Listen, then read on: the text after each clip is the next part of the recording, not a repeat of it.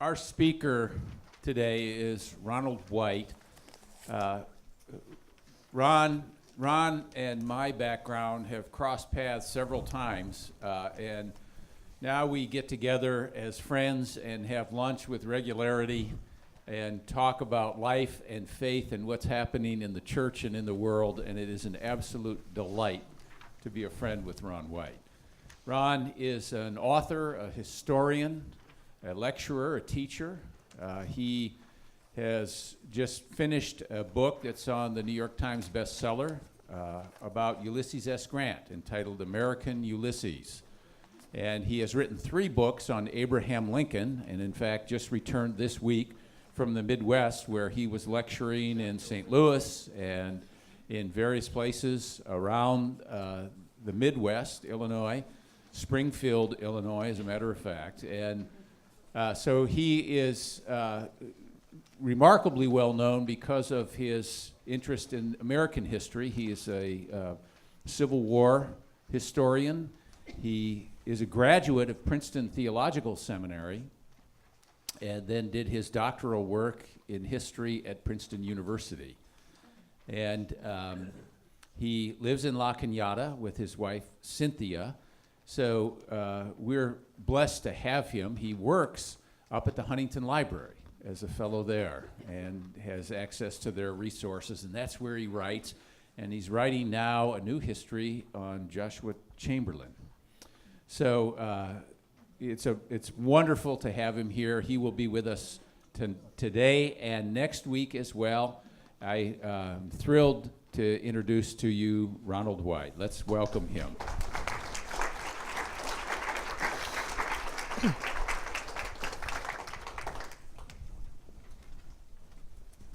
Thanks, Jeff. Thank you, Jeff, for that wonderful introduction. And it's always good to be with this congregation. I've enjoyed many opportunities to be with you, and I'm delighted and privileged to be with you this week and next week. And this is a 2-week program. Yes, we are celebrating Martin Luther in the year 2017, but I want us also to think about John Calvin. Your author of Peter Marshall makes the point that John Calvin started a second Reformation. I would disagree with that. He was a second-generation reformer.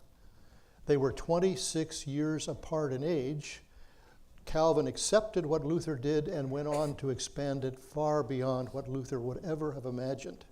So that when we're going to have a third lecture in 2018, do you know that at the time of the American Revolution in 1776, 85% of the Christians then were heirs of the Reformed tradition? That was the tradition that came to the United States. I did my study at Princeton Seminary. One of those people that years ago went directly from the university to the seminary. And even then I knew that I wanted to study American religion, maybe someday teach American religion. But I thought if I'm going to do that, I have to have a foundation. I have to study the Reformation. So actually my 3 years as an MDiv student were not focused on American Christianity, but were focused on the Reformation. In retrospect, America, if you think about it, has been the generator of all kinds of reform movements and denominations or religions. Mormonism, Christian Science, Jehovah's Witness, and on and on and on. And even those of us within the Protestant tradition, I think, often make the suggestion that we should get back to the Bible, yes, back to the early Christians, and somehow we skip 2,000 years of history. We're not very interested in history in the United States. Did you know that history majors are just plummeting in our colleges and universities? It's unbelievable. When I taught at UCLA, we had 72 members of the history faculty. We had the largest number of majors of any university in the United States. UCLA's history majors are just plummeting because students, and you might be responsible for this, are asking the wrong question. They're asking the question, what am I going to do? They should ask the question, who am I going to be? I took my grandson, Justin, to a dude ranch in Arizona was the only way I thought I could get close to him. We went there in February when he was 16 years old, and we all had to introduce ourselves. And a woman from Seattle said, well, I have a 12-year-old daughter, and when she entered school, this happened to Justin too. In the 7th grade, he was asked the question, what am I going to do? She said, my daughter was asked the question, what are you going to do? And she said to the teacher, that's an inappropriate question. And I refused to answer it.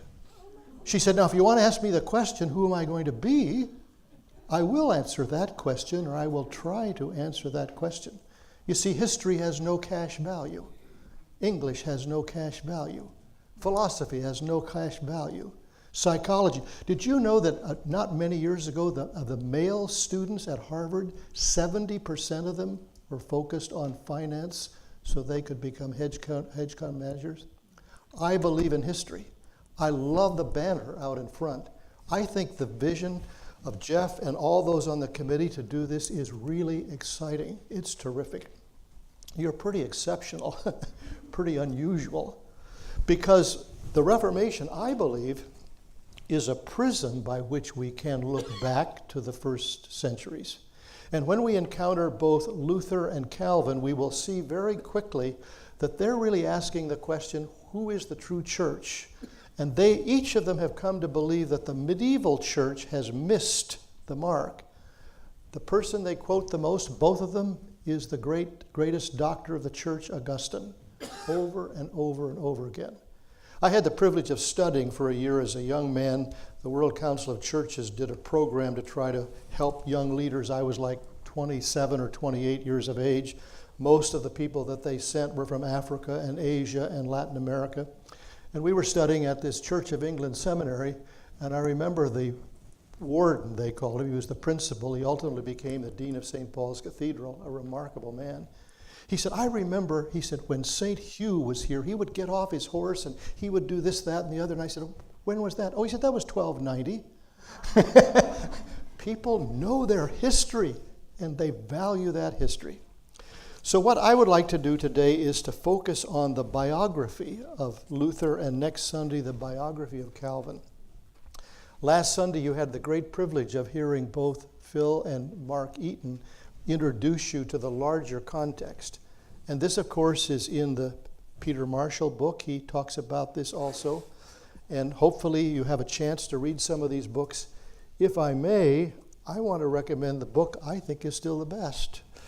It's very, very old. It's by Roland Bainton. It's called Here I Stand. It is the most remarkable biography. If I had 10 books on my library shelf, this would be one of the 10. Roland Bainton, Here I Stand. A Life of Martin Luther. Just fantastic. Well, in the year 2017, we are commemorating the 500th anniversary of the Reformation. And there's going to be a lot of different angles of vision on this. Was this basically the retrograde German friar who's the first to strike a blow against authoritarianism? Well, that's part of the story. Was this really the story of modern individualism? We owe a debt of gratitude because he taught individuals to read the Bible as opposed to priests telling them what was in the Bible. Well, that's true. Does Martin Luther really present a new form of political organization? Yes, he does. I remember visiting East Germany in the 1970s, and Martin Luther was a great hero of the communists. So there's a Marxian understanding of Martin Luther. Well, there might be some truth to that, not much. And so one of the advantages, and this is part of what the Huntington Library is putting on, and it's all very good, that Martin Luther is kind of synonymous with the advent of the great printing revolution. And certainly this is true. He was able, through his pamphlets, to take advantage of printing. But that's not really the fundamental story of the Reformation, I believe. The fundamental story of the Reformation is a renewal of the Christian faith by an outspoken person. Another thing we're doing here in our day and age, Christopher Columbus said some bad things about the Indians. Let's get rid of him. Robert E. Lee, well, he didn't have, well, let's get rid of him too. Well, Martin Luther said some bad things against the Jews, so we could diss him too.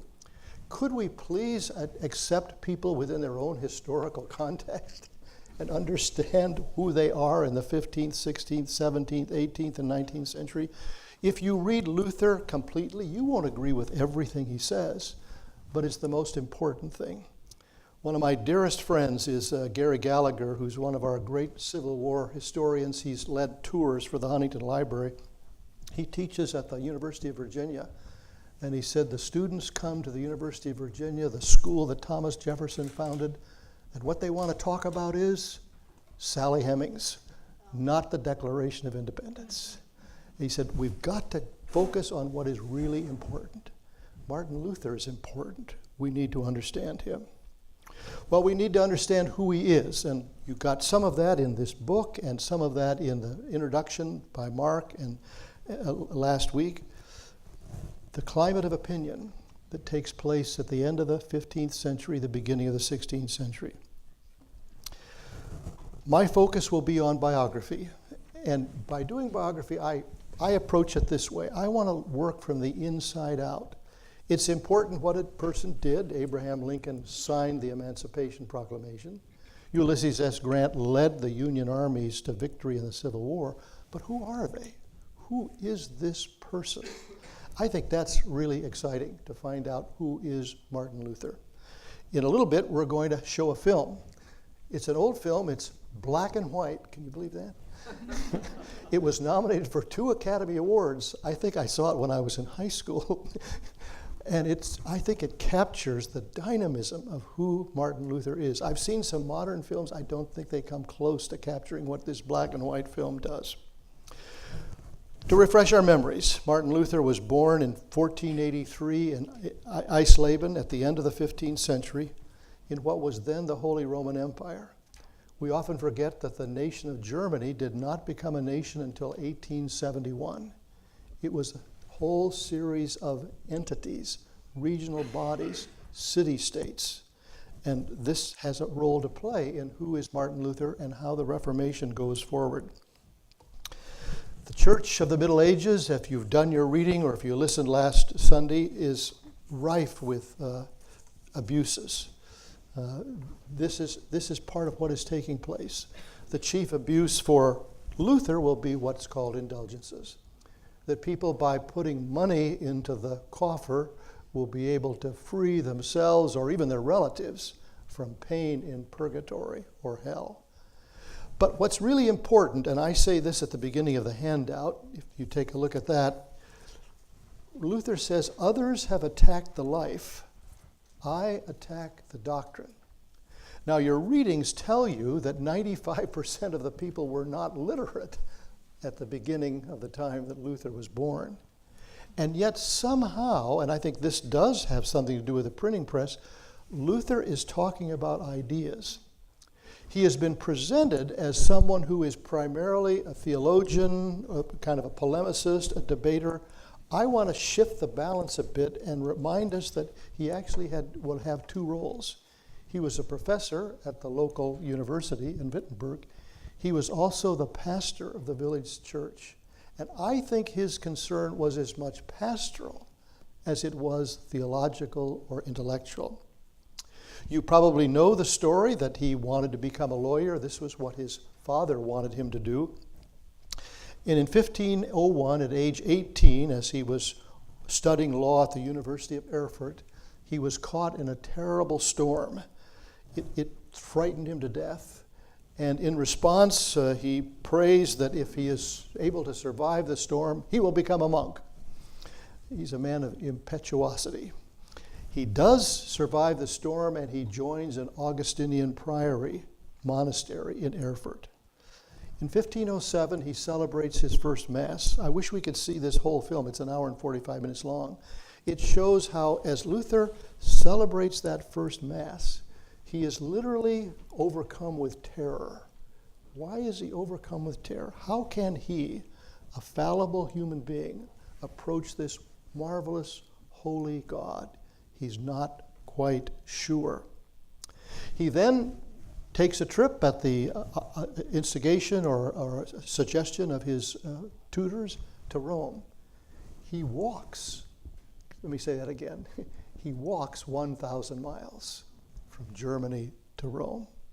And when he gets to Rome, he is completely disillusioned by what he discovers. He's disillusioned by the leaders there, the clerics, who are living with concubines, who are not literate, who are living in all kinds of laxity and immorality. One day, he is caught up in celebrating the Mass. He's living there in a priory, and he's doing it in what he believes is a very self-conscious, responsible way. And the Italians start yelling at him, "Passa, passa, passa, get a move on." They've celebrated 7 Masses by the time he's still working through the first one. So he returns from Rome really quite puzzled by what he will do. His first assignment is to teach the Bible. Be careful if you start teaching the Bible. Things might happen to you. His first engagement with the Bible is teaching the Psalms. He starts that in 1513. And he works his way through the Psalms, chapter by chapter by chapter. And when he gets to chapter 22, he's deeply puzzled. He doesn't understand. For chapter 22 begins, my God, why have you forsaken me? Why are you so far from helping me, from the words of my groaning? O my God, I cry day by day, but you do not answer, and by night, but find no rest. So in the words of the 22nd Psalm, Luther finds his own condition. He finds his own situation. This is the way he feels. No matter what he does, with self-help, with penance, anything that he does not seem to believe that he can come close to God. He continues to teach.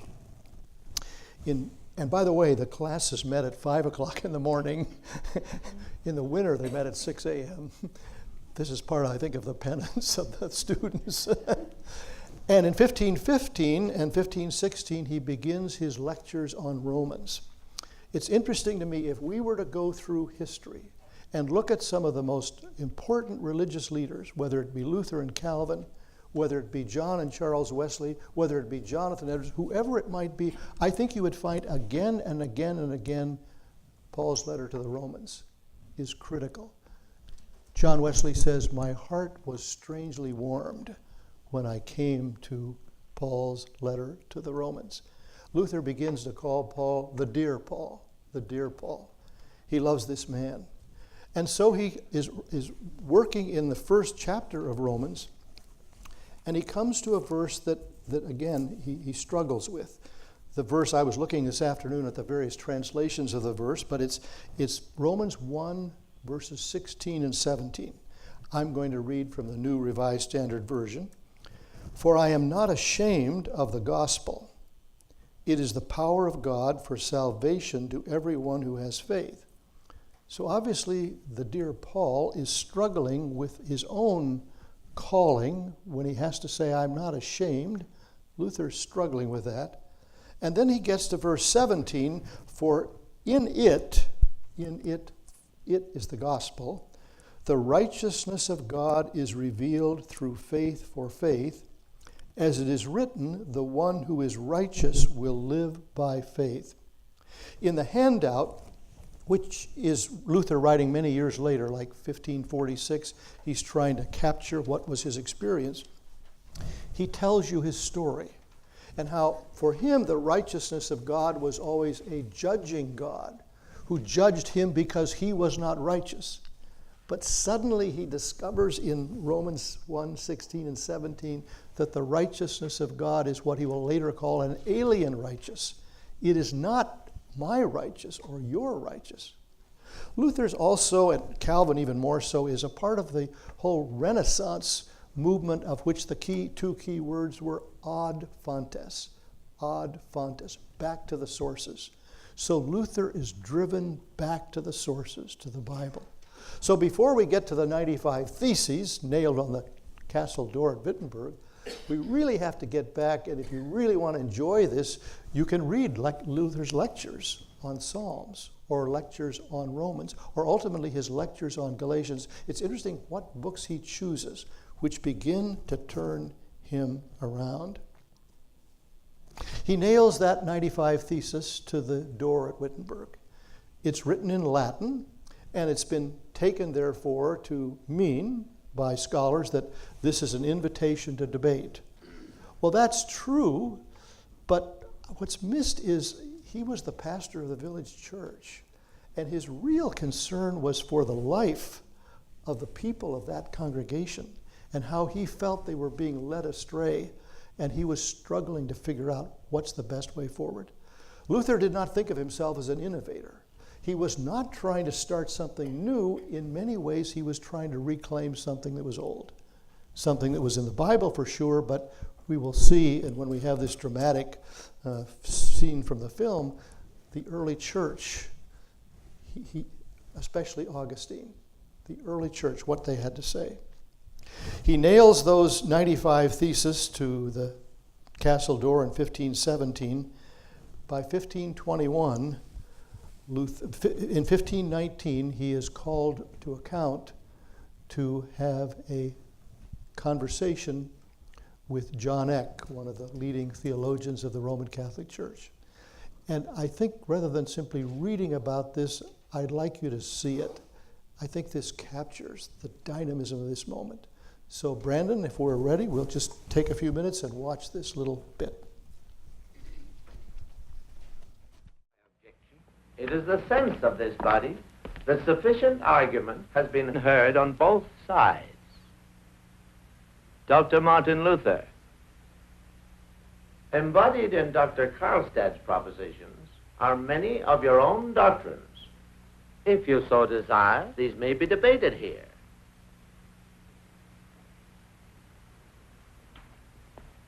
Worthy masters, esteemed Dr. Eck, I do so desire.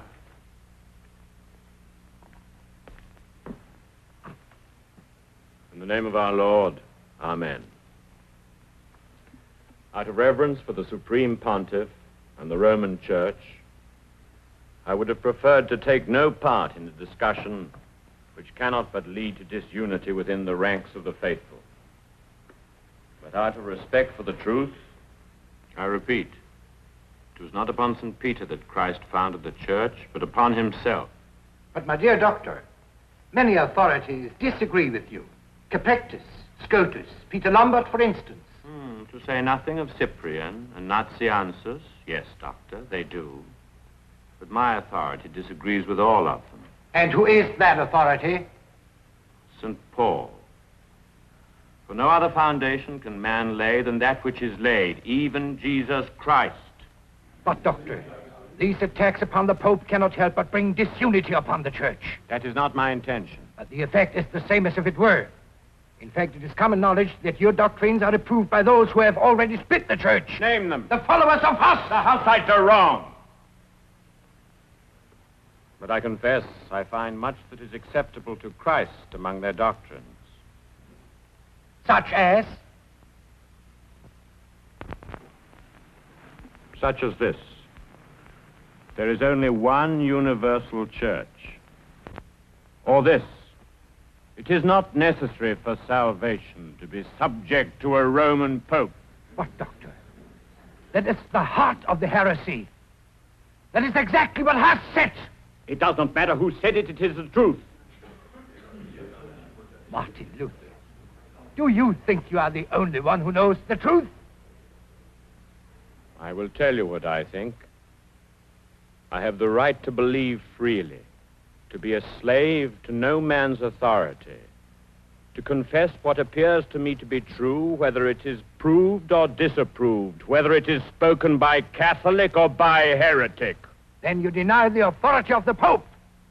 In matters of faith, I think that neither council nor pope nor any man has power over my conscience. And where they disagree with Scripture, I deny pope and council and all. A simple layman armed with Scripture is greater than the mightiest pope without it. Heresy, Dr. Luther. Heresy! Heresy! So be it. It is still the truth. This film, made by the Lutherans, was nominated for 2 Academy Awards. I think the actor is unbelievable. He captures the dynamism, the anger, in a sense, the passion of Luther. He was not a mild man. He was not John Calvin, a very passionate person. Huss had been burned for his teachings in the previous century. And so as we know the story, the word when the papal bull goes out to excommunicate Luther, he is now fair game for anyone to capture and to kill. And so his protector, Frederick the Wise, as he's riding home, a group of horsemen come and capture him. But they take him to a castle where he is now free to begin his work and to translate the Bible from Latin into German. He does that in 1521 is where he makes the famous stand, of which the theme of our time together is, "Here I stand, here we stand." And so there's these remarkable statements by Martin Luther. He does a translation of the New Testament into German. Why? Because he had come to see, especially in his visit to Rome, that the Bible was not in the hands of people. They were not able to read it. And so it seems so simple looking backwards to put the Bible into vernacular. In our own day, we have all these multiple translations, do we not? Which we find very helpful. But even more important was to put the Bible into the hands of the people through the language they spoke.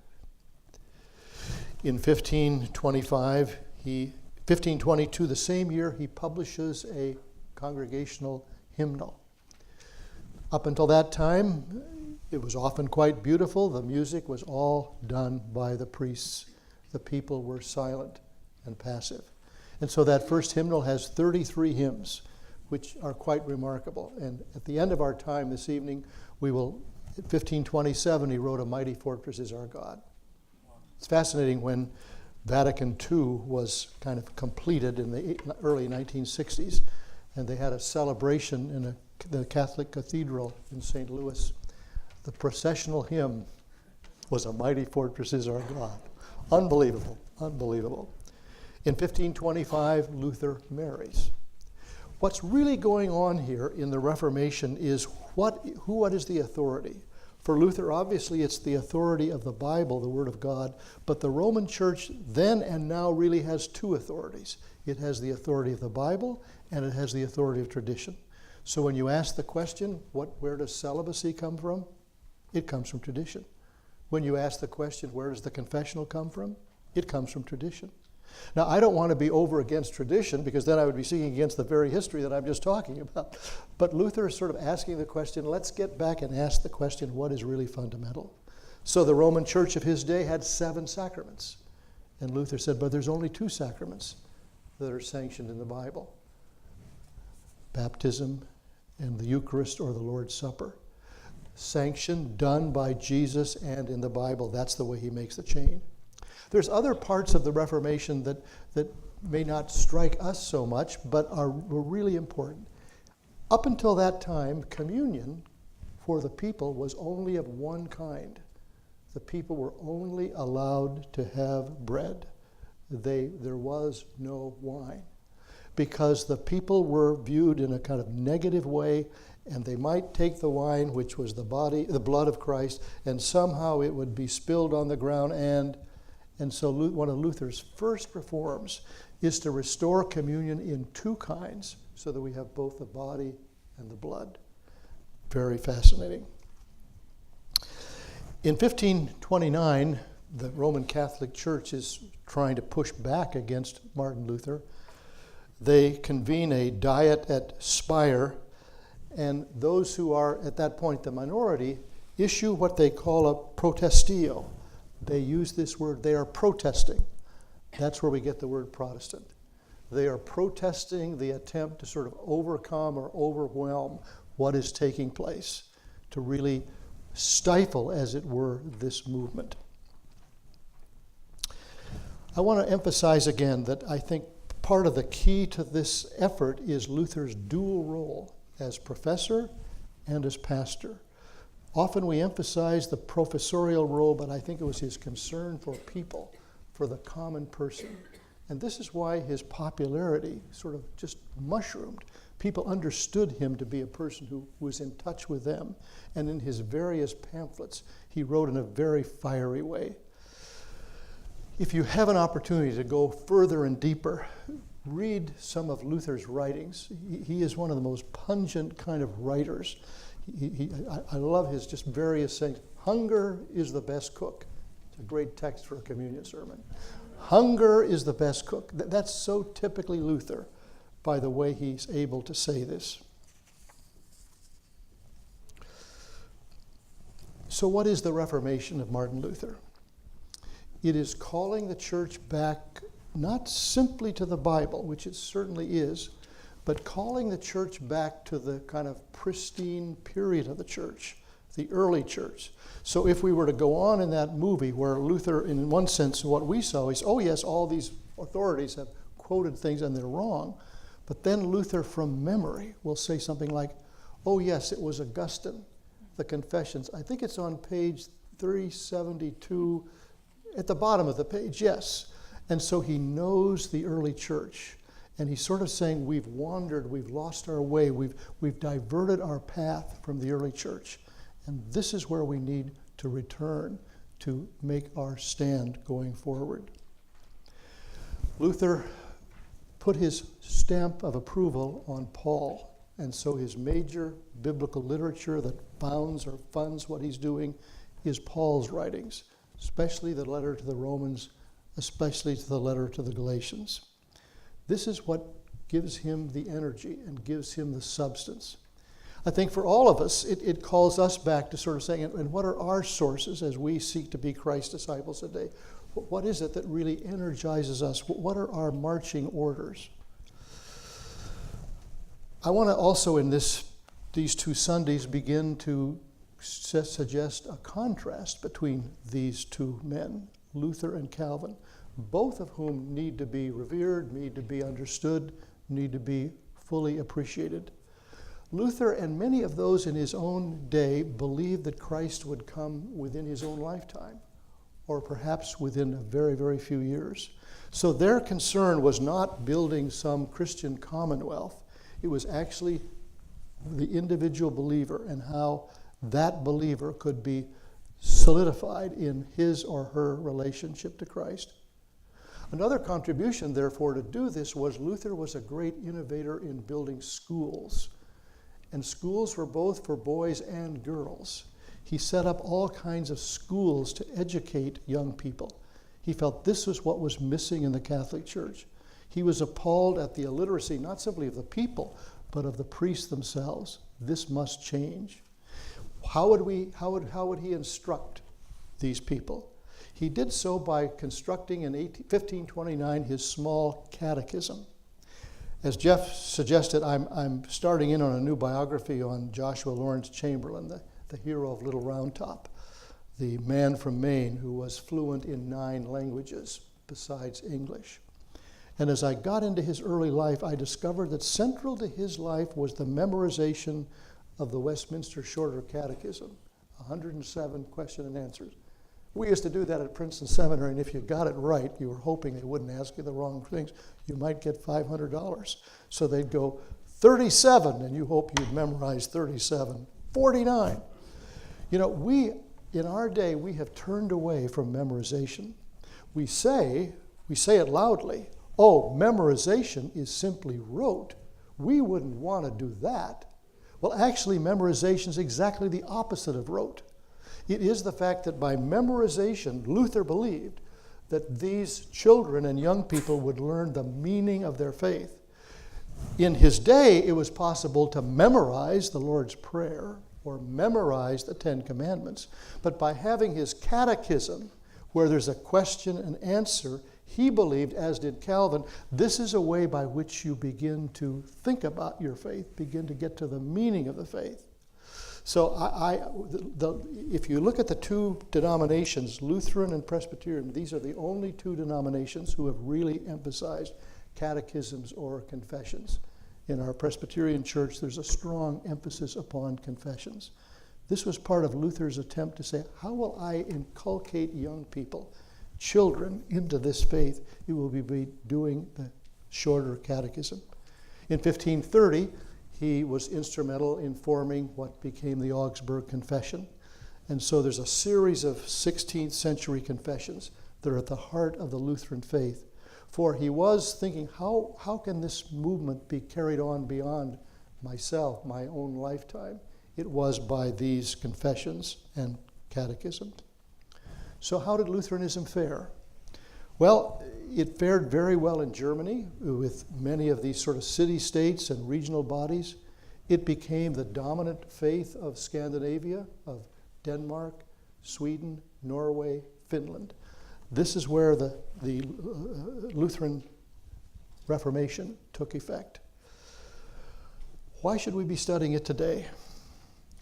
I think we need to find ourselves again in looking at this story afresh, looking at who these people were, the issues that they faced. Are they exactly the same issues that we face today? Not completely the same, but they are issues that call us to ask fundamental questions about who are we, what do we believe, and how can that belief be translated into a living faith.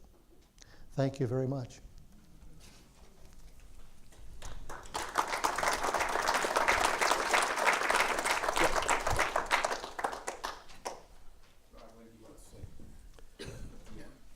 Oh, yes, pardon me. Hey, this is a singing faith. And so I asked that we sing Mighty Fortress is Our God. Thank you very much. And next Sunday we're going to sing a hymn attributed to Calvin.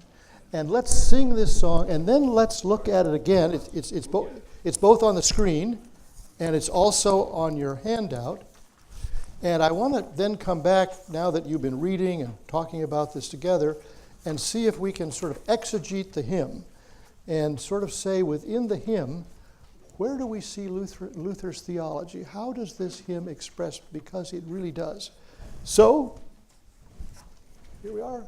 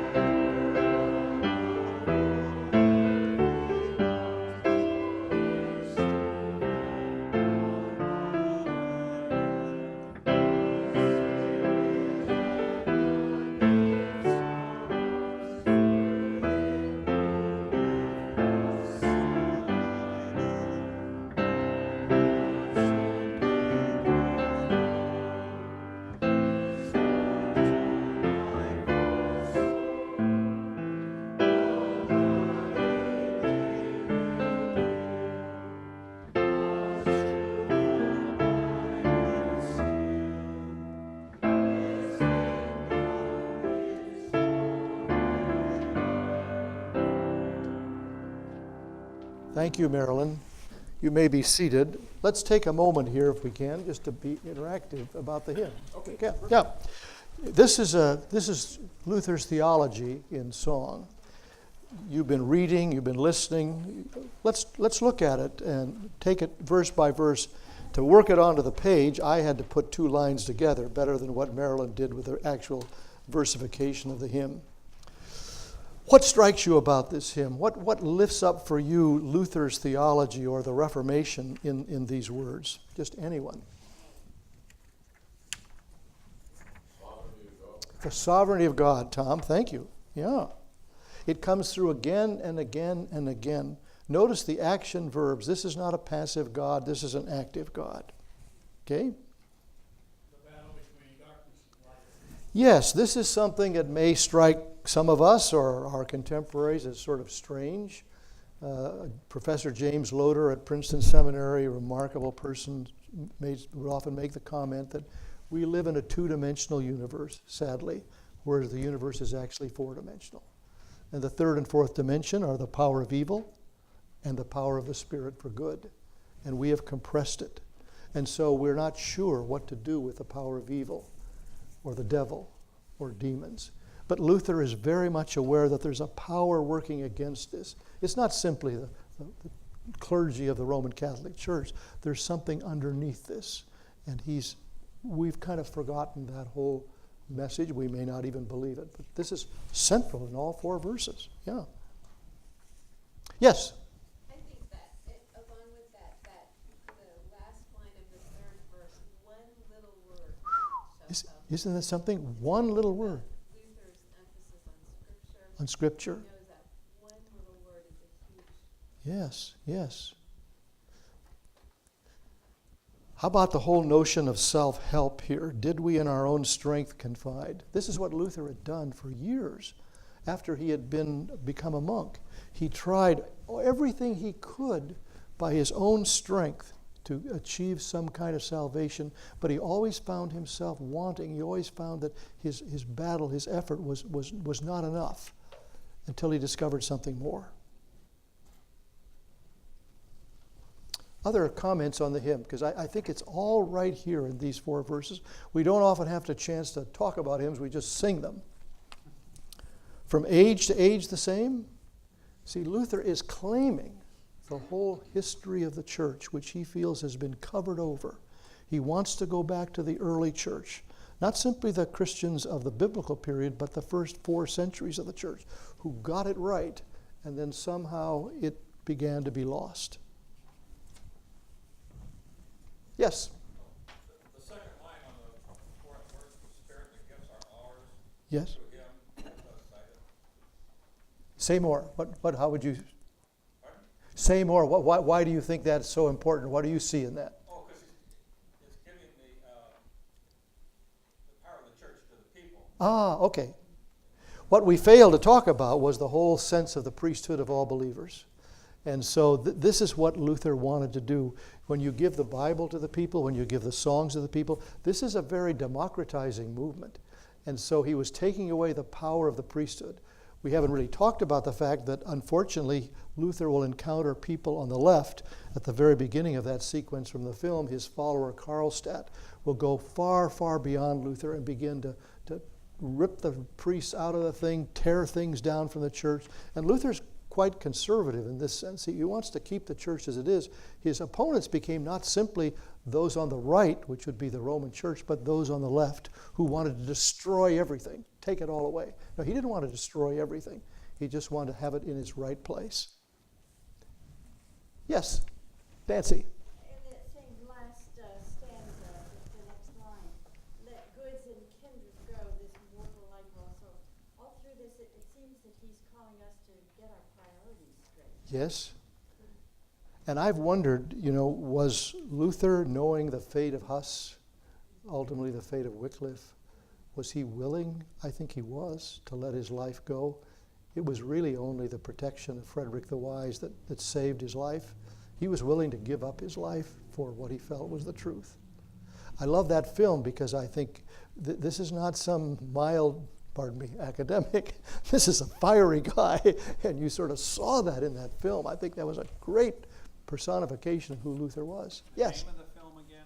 It's just simply Martin Luther, 1953. Is it available on YouTube? It is, and you can order it. Yeah. I'll show you here at the break. I'll bring out the dust jacket or whatever you call it and show it to you. I just got it. Any other comments on the hymn? Yes. There's no me, myself, and I. It's all communal salvation. It's our God, it's us, it's we. There's no Thank you. I in this, no me, no myself found this. to be Yes. true. Yes. It's communal salvation. This is a huge part of the Reformation at its best, this whole sense of community.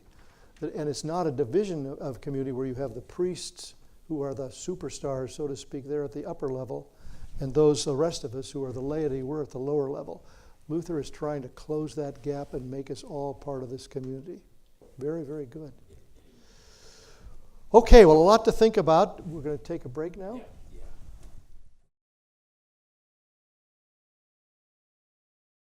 Okay, let's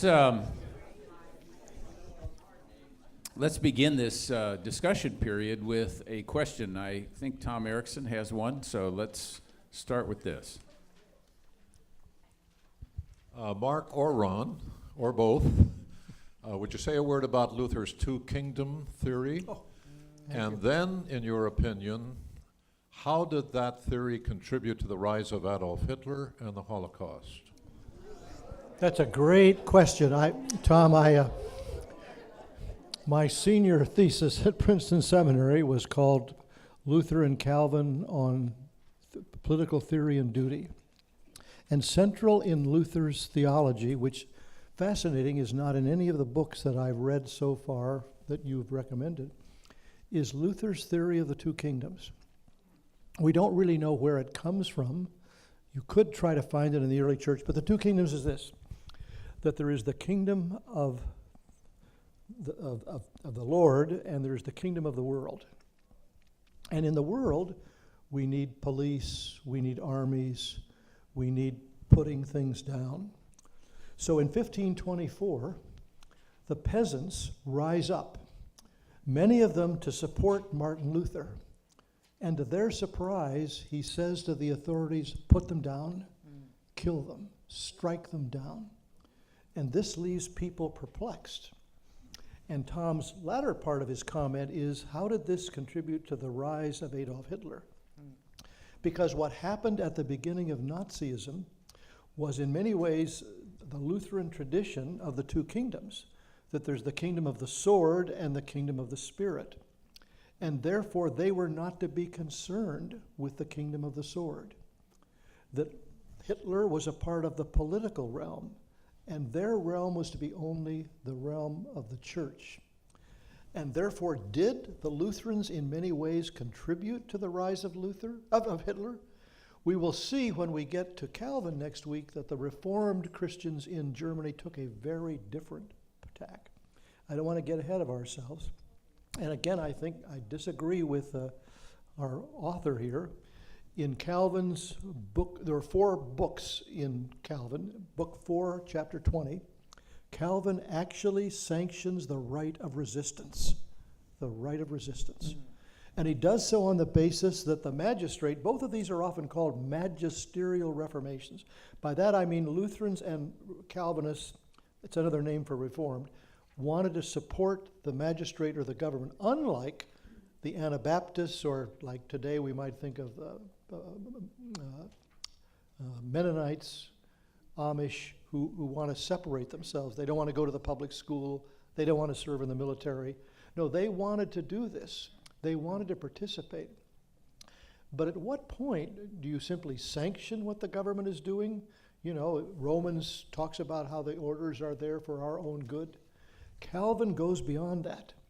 And he says if the magistrates do not act according to the way they should act in God's decrees, then we have the right of resistance. And I think that is just fundamental of how Reformed Christians around the world have been willing to challenge the government. Those of us, I'm going to really get in difficult territory here. I can see this coming. Those of us who are Presbyterians in the United States have become quite what I would call quiescent. We don't know this tradition. We've just sort of said, whatever the government says, that's fine with me. And that's not our tradition. Our tradition is to challenge the government. And in H. Richard Niebuhr's terms, he has 5 types of Christians. Now this is getting too long. He said, without being aware of it, each of us every day is asking ourselves a question. How do I, as a Christian, relate to the culture around me? So Niebuhr says type 1 is Christ against culture. And there's something to be said for this. This is the Amish and the Mennonite and the Quakers. They're willing to stand up against culture. Type 2 is Christ of culture. Culture is a gift of God, and we should participate in culture, literature, music, art. Type 3 is Christ and culture in synthesis. This is the Roman Catholic Church of the 13th century, where church and culture are literally one and the same, where Charlemagne in the year 800 is crowned by the Pope. Type 4, which Niebuhr identifies with Luther, is Christ and culture in dualism. There's a tension here. So Luther writes this remarkable pamphlet in which he says, you know, the Christian is the servant of all. And the next thesis is the Christian is the servant of none. And so Luther understands Romans 7. Romans 7 is the things I want to do, I don't do. The sin I want to commit, I don't commit. As Dale Bruner has pointed out to us, we have often made a mistake in arguing, well, that's before you're a Christian. After you're a Christian, you'll never have that tension. No, you will have that tension. Type 5 is Christ, the transformer of culture. And H. Richard Niebuhr says this is John Calvin. Presbyterians at their best are called to involve themselves in culture. In the Dutch Reformed Church in Michigan, many of their people are running for Congress. They're participating in the government. We've kind of taken a more of a back seat to that in terms of the 20th, 21st century. So the 2 kingdoms are very problematical because Luther says, kill them, put them down, the people who are supporting him, because they have misunderstood the 2 kingdoms. So the Germans learned from this. And when they came to the United States after World War II, they said, how could you possibly have the American flag in the sanctuary? Why would you do such a thing? We've learned from our mistakes. We had the German flag in our sanctuary. We will never, ever do that again. And interestingly, the American flag, I think, has been disappearing from American sanctuaries, but 25, 35, 45 years ago, it was everywhere it was. So how you distinguish between your citizenship as a citizen of the United States and your citizen as a citizen of Jesus Christ, that's the question. And Luther and Calvin, and one reason they had the difference, oh, you're getting ahead of me here. Luther believed Christ was coming in his own lifetime. Calvin did not. And so Calvin was putting in place a system that would go for hundreds of years into the future. He was a futurist. He was a very active person. Tom, do you want to add anything to that? Well, the Holocaust. Ah. To what extent did it contribute to the mindset of the German people that allowed the Holocaust? It could have contributed that to allow the Holocaust. I guess what's most impressive to me today, and I've just finished reading a biography of Angela Merkel, who was elected for the 4th time, is the Germans have learned from this. Boy, have they. I was in Berlin just a few years ago, and I went to a big event, big museum display in Berlin at their large state museum. They didn't pull any punches. Man, they put Hitler out there. They admitted everything that they had done was wrong. They didn't whitewash anything. That's quite remarkable. You know, they were not going to say, well, we didn't know what was happening. That was what the first generation said. The second generation, their children said, you did know what was happening. And you better be responsible, Mom and Dad, for standing up. You didn't say anything when it happened. So yeah, I think it was probably part of the 2 kingdom theory, yeah. Yeah, I don't know if this is conjecture or if it's actual or potential.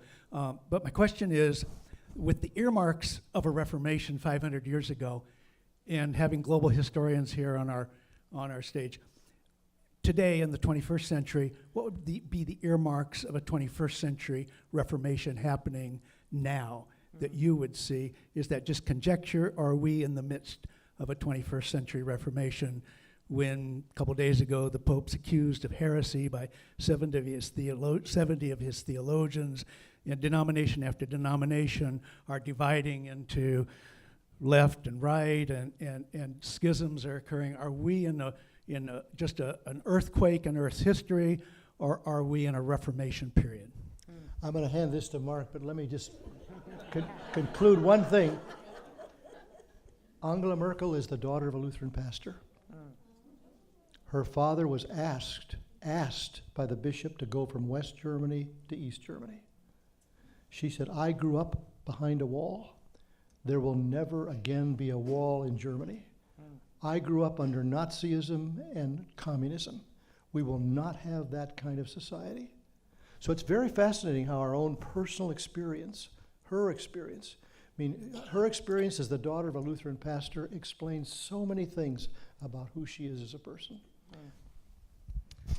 It's interesting that Angela Merkel was reelected today, and they also held the Berlin Marathon on the exact same day. So I taped it because it was on, way early this morning, and I watched the Berlin Marathon. They were trying for a world record, and they came up just short. It was kind of raining, so that's off the topic. But I have two responses to this idea of kind of a Reformation going on today. One would be that a lot of religious historians look back at the 20th century and say one of the most important or one of the most significant movements was Pentecostalism, and how that was kind of a worldwide movement of reform. And then the other thing I was going to point to is, I did this independent study with a student at APU on the emerging church or the emergent church. And a lot of the people that have been involved in that movement talk about, like Luther, going back to the early church and trying to get back to, the earliest, church history and try to return us to that sort of movement. So I had a follow-up on this two kingdoms, Luther's view of the two kingdoms. Does he kind of derive that from Augustine, do you think, the city of God? And then also I was going to ask you more about Luther's millennialism, his view that Christ was going to return in his own lifetime. It is hard to know where he derives it from. It's possible to say he derives it from Augustine, but you can't quite find it in the same formulation, and he doesn't quite say where he gets it from. The problem with millennialism, or the problem with Jesus is going to come in our own lifetime, is it cuts the nerve of social justice. It just cuts the nerve of social justice. Calvin, you see, Luther was a steadfast person in a established sort of region, Saxony. Calvin was a refugee. He had to flee France for his life. He came to Geneva. Geneva had 14,000 residents and 7,000 refugees. So Calvin dedicates the Institutes of the Christian Religion to King Francis I of France. He's going to Christianize France. And he's going to welcome thousands of refugees from France into Geneva. He's already thinking really of a worldwide movement where the Christian faith is going to actively go out and try to present the gospel, whereas Luther is much more doing this within Germany and hoping the princes of the various entities will do this. So if you think Jesus is coming again in your own lifetime, that's a very different way that you'll live your life. If you think, well, no, we don't know when Jesus is coming, and perhaps it's our responsibility to try to build a Christian commonwealth the best we can in our own life. If I could add a comment, I got thinking about this, what sort of reformations are we seeing today? Several years ago, I heard Rich Mao, who was at the time the president of Fuller Seminary, and his wife loves art, and so he often found himself at art museums looking at art that was of less interest to him than it was to his wife. And on one occasion, he was at an art museum and he was looking at some modern art with an art critic, and the piece was just art splashed on a canvas, paint splashed on a canvas, and he looked at it and he turned to the art critic. He says, "I just don't get this." And the art critic said, That's the whole point.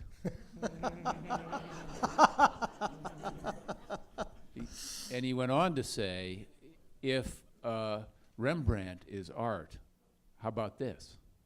Is this art? What defines art? How do we understand it? And he said, I realize, this is Rich Mao now, saying, I realize that's exactly what's happening in the church. If this is worship, how about this? If this is a hymn, how about this? If this is prayer or the sacrament, how about this?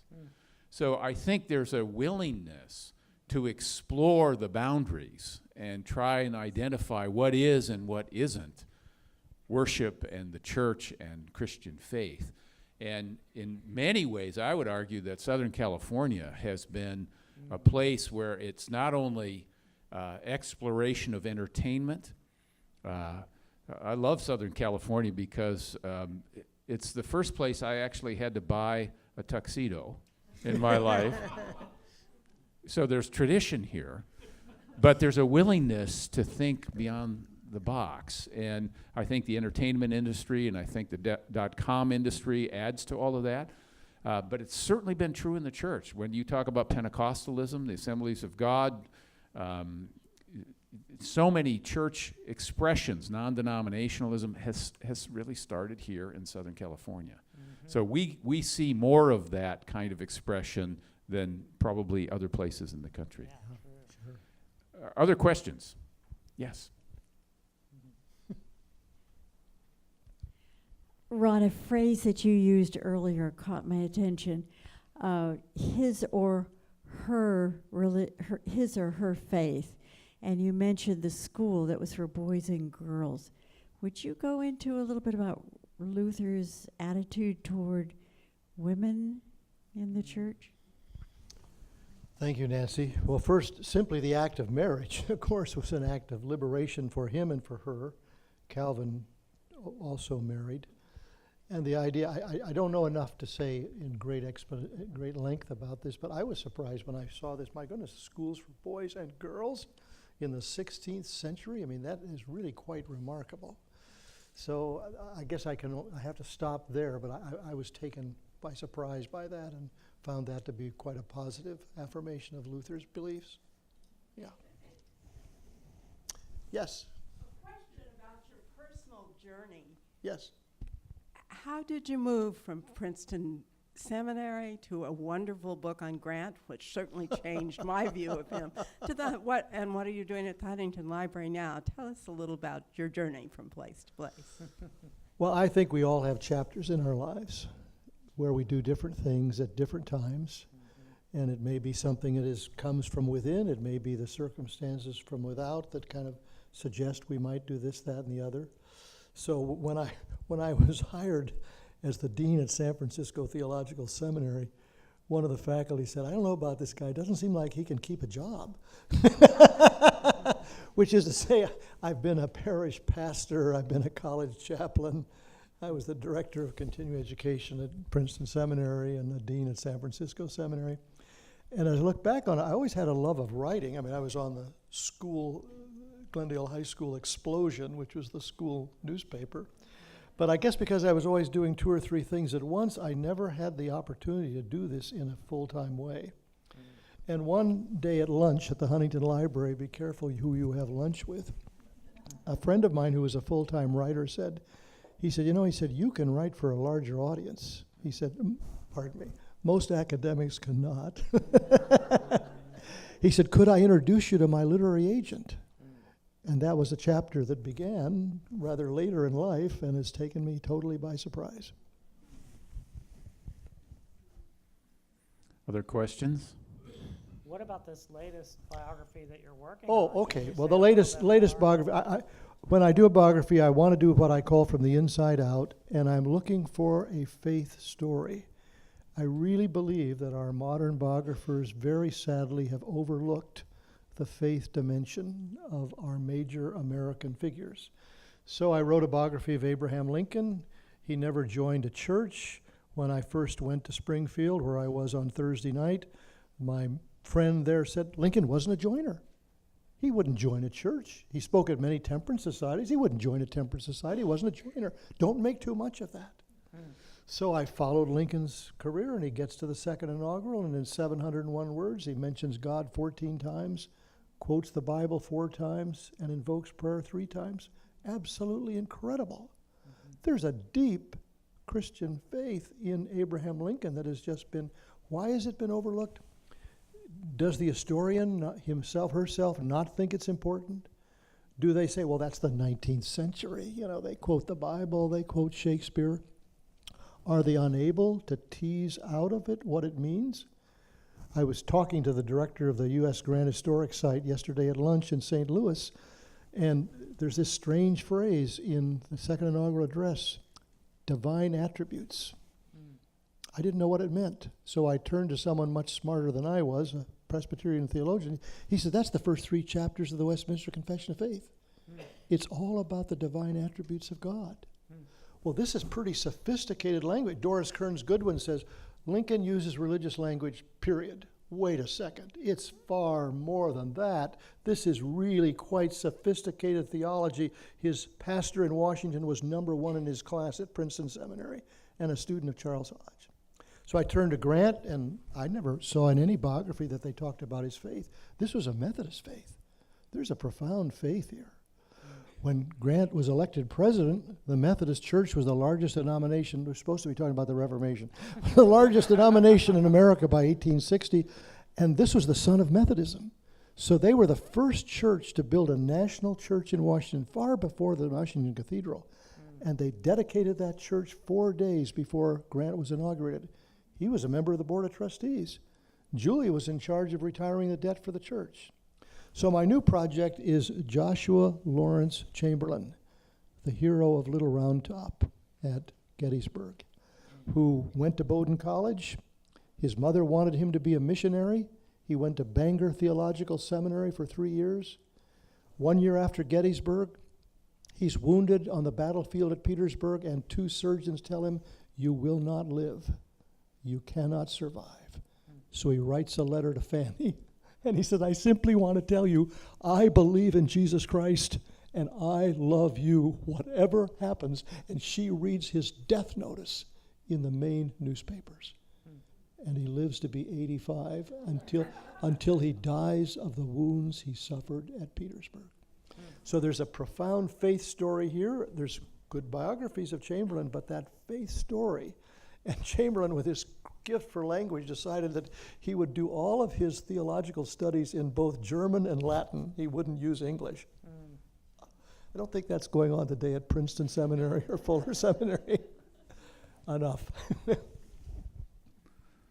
Other questions? I've asked Ron White if he would be willing to do an additional lecture Yes. in the new year in 2018 when we pick up this ongoing conversation about the Reformation, but we'll look more through the lens of the American context. And how did the Reformation affect the American context, and how did America affect the Reformation? Yeah. And what does that look like? So we'll take a look at that after the first of the year, but you'll have a chance to hear from Ron next week again. Any other questions? Yes, Barbara.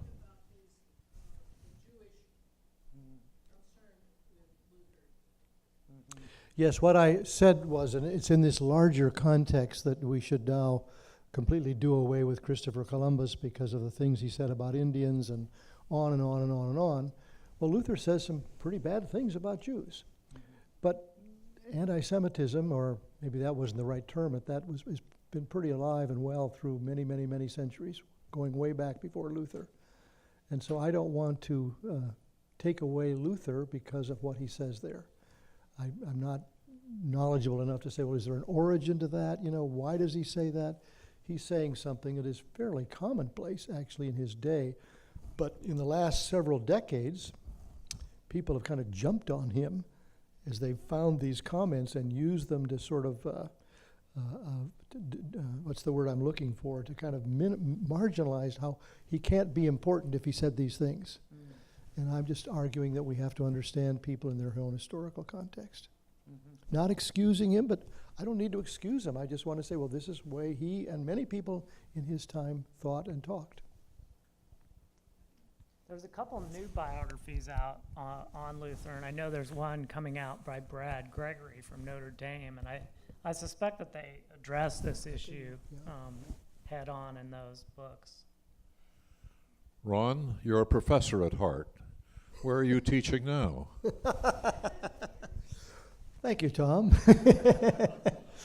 Well, one reason in my spare time I'm involved with Tom, who's the new chairman of the board of the New Theological Seminary of the West, is that having taught in 4 seminaries, I've become greatly concerned that we have drifted into the problem that was present in Luther's day. We have more and more faculty who have less and less experience in ministry. They are full-time academics.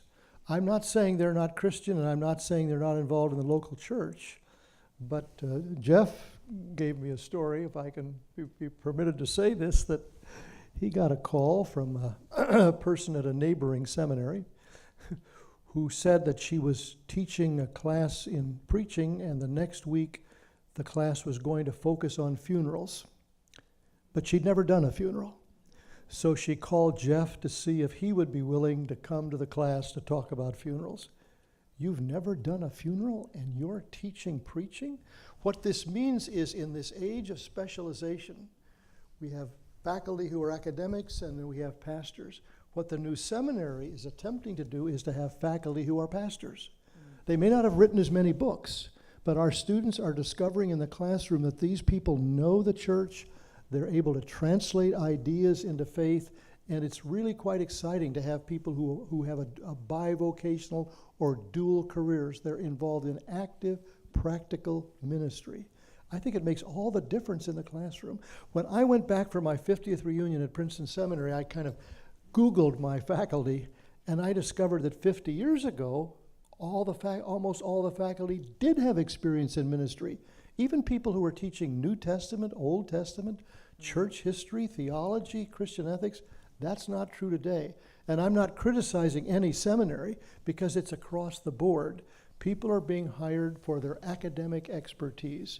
And I wish that they were hired. When I was dean at San Francisco, I had to fight my own faculty. I said, but this person has 9 years of experience as a pastor. Oh, that doesn't matter. I says, it surely does matter. It's going to make all the difference in the world in how they teach in class.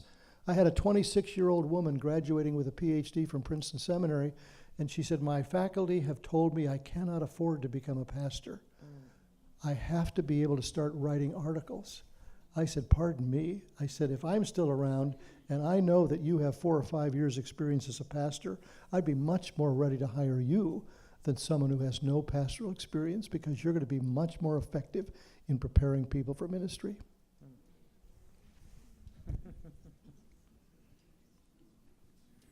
All right. Well, let's thank our panelists here for the conversation. Thank you so much. Let me just put in your minds a few questions we'll think about for next Sunday. Luther has what he calls 2 uses of the law.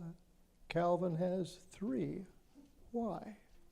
Luther believes that Jesus is coming in his own lifetime or soon. Calvin does not. Why is the Reformed tradition the tradition that now will embrace 85% of Christians in 1776 in America, and Lutheranism does not? This in no way is negative about Lutheranism. It's simply a way of saying, I love the phrase of John Calvin, the world is the theater of God's glory. The world is the theater of God's glory. So Calvin is a much more active person, but in one reason he's second generation. He builds on Luther. He accepts everything that Luther has done. Luther is his foundation. He admires Luther. He celebrates Luther. But now he's saying it's the next generation. And how are we going to now translate what Luther has done into society? And that's why I think it's important for us to experience in 2017, not simply Luther, who's remarkable, but also Calvin. That's what we'll do next Sunday. Great. Thank you so much, Ron. native Minnesotan. I had to learn to speak Lutheran. And had a chance to study at Luther Seminary in St. Paul. Oh, it's a great Took a seminary. first master's degree there. So, it's a wonderful place, and we look forward to this exploration next week. So thank you so much for being with us, and Thanks we'll a see lot. you Yeah, that next was great. Sunday. I